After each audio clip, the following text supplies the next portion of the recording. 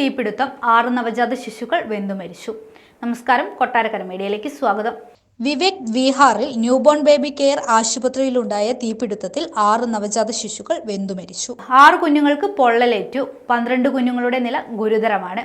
ഇന്നലെ രാത്രിയാണ് തീപിടുത്തമുണ്ടായത്. തീ പൂർണ്ണമായും നിയന്ത്രണ വിധേയമായി എന്നാണ് റിപ്പോർട്ടുകൾ.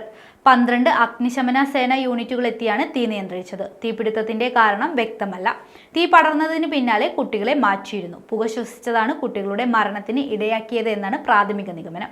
ഷോർട്ട് സർക്യൂട്ട് ആണോ അപകട കാരണം എന്ന് പരിശോധിച്ച് വരികയാണ്. പെട്ടെന്ന് തീ ബിൽഡിങ്ങുകളിലേക്ക് ആളിപ്പടരുകയായിരുന്നു.